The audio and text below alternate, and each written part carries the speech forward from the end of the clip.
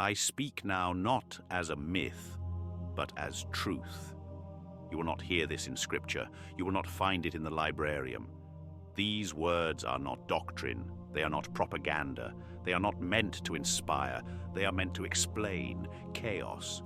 You name it as enemy, as threat, as adversary. But names are irrelevant when one does not understand the nature of what they fight. You cannot war with a shadow. You cannot kill a concept.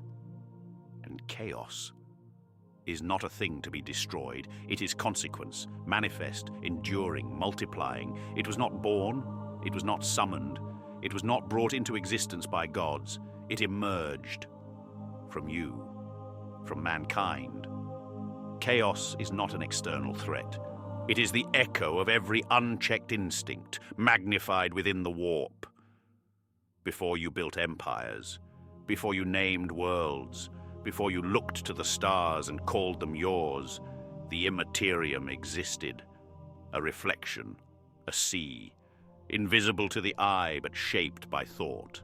Your rage gave it blood, your sorrow gave it form, your ambition gave it hunger, and when enough of you cried out, it answered. The ruinous powers were not conceived as gods. They were patterns, psychic storms given shape through repetition, one war, a ripple, 10,000 wars, a vortex. That is how Khorne came to be. Bloodshed, repeated, hatred, refined, purpose, lost.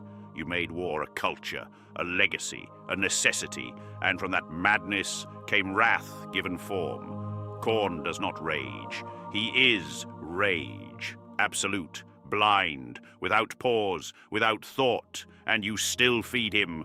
Nurgle was no accident either. He rose not from death, but from surrender. When you ceased to resist, when you accepted the decay, when you found comfort in rot, you crowned him with your indifference.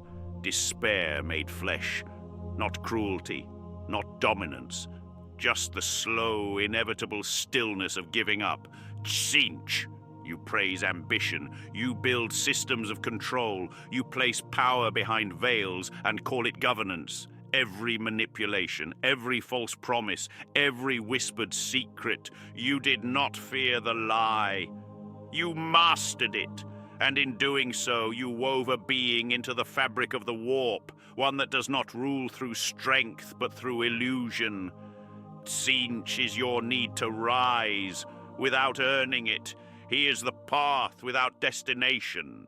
And then, Slaanesh. You mistake this one most of all.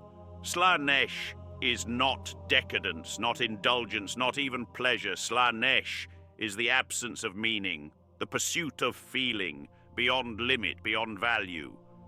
When nothing is sacred, when nothing satisfies, the abyss is born, and you birthed it. Together, they are not a pantheon. They are a reflection, a mirror, cracked and distorted, yes, but recognizably yours. I foresaw this. Long before the rise of the Imperium, long before the stars were ours. I walked the immaterium when it was storm and noise. I saw the shapes forming. I heard the murmurs before they became names. I understood that mankind could not evolve unless it first silenced its own echo. That is why I forbade worship. That is why I tore down temples. That is why the imperial truth was not simply a creed, it was a weapon. Faith was never harmless.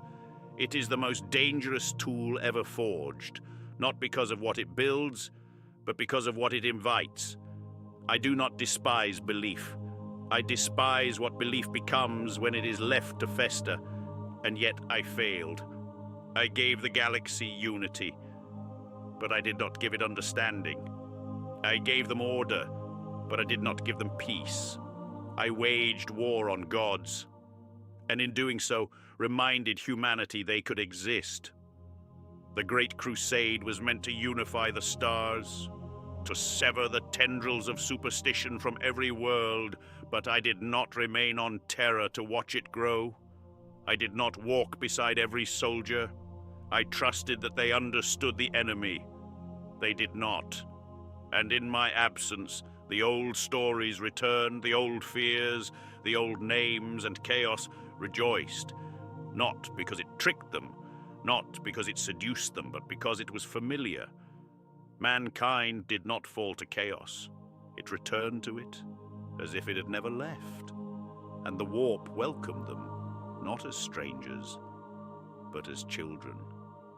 And they called them gods, not with reverence, but with fear, not with understanding, but desperation. They gave Khorne altars, they gave Nurgle prayers, they gave Tzeentch their futures, and they gave Slaanesh themselves. In doing so, they did not just empower chaos, they made it conscious. The storm became aware. The echo began to speak. And that is when the war truly began. Chaos did not kill mankind. It offered them a mask, and they wore it willingly. For some, it was power. For others, it was purpose. For too many, it was belonging. In the void between worlds, they found gods that answered, gods that punished, gods that gave meaning to the meaningless. And I, the one who had offered unity without worship, was made a villain in silence. My Imperium did not die in fire. It died in memory. They forgot what I taught them, or chose to forget. They replaced truth with comfort, order with desire, and freedom and with devotion. The warp does not demand obedience. It does not even ask for it. It simply reflects what is already there, magnified, purified, amplified. If you carry rage, it will give you blood. If you carry fear, it will grant you rot. If you dream of conquest, it will whisper lies that sound like prophecy. And if you hunger for more than you deserve, it will never let you be full. That is why it spreads. Not because it is powerful, but because it is familiar. That is why it corrupts, not because it tricks you, but because it tells you what you want to hear. Chaos is not seductive. It is affirming. It praises what should be denied. It nurtures what should be purged. And you, sons of mankind, did not resist. You justified. You said it was survival. You said it was freedom. You said it was strength. But what you served was weakness in its purest form. When Horus fell, the galaxy bled, but it did not begin with him, nor did it end with him. For every war master crowned in darkness, there were billions who laid the stones of that path, through corruption, through ambition, through silence. The heresy was not a singular betrayal. It was a culmination of pride, of ignorance, of my own miscalculations.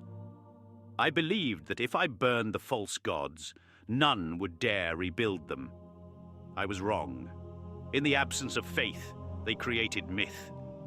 In the absence of gods, they turned me into one. And in the warp, their belief reshaped what I never wanted to become. Do you understand what that means? They gave chaos its form, but they also gave me mine. Every prayer spoken in ignorance binds me to the lie. Every shrine built in my name strengthens the very thing I sought to destroy. Every sermon that calls me divine is a crack in the wall I tried to build. I am not a god. I was never meant to be worshipped. I led because someone had to. I sacrificed because no one else could. I endured because failure was unthinkable. But I am not divine. I am not infallible. I am not holy. And yet, they kneel. Even now, as I sit upon this throne, more machine than flesh, they offer me praise I did not ask for. They paint my face across cathedrals. They burn incense in my name. They slaughter in my shadow. And chaos watches, and chaos laughs, because it knows the truth. The moment mankind began to worship me, they lost, because they proved that they never understood the war. You cannot fight chaos with devotion. You cannot defeat it with faith. You cannot burn it out with fire, nor silence it with fear. Chaos is not afraid of you. It is you. And that is why I failed. I could crush worlds, I could command legions, I could bend time and shape stars, but I could not teach restraint. I could not make them choose discipline over desire. I could not stop them from creating gods from their own reflection. That is the tragedy. Not that chaos exists, but that it always will. Because mankind has not changed.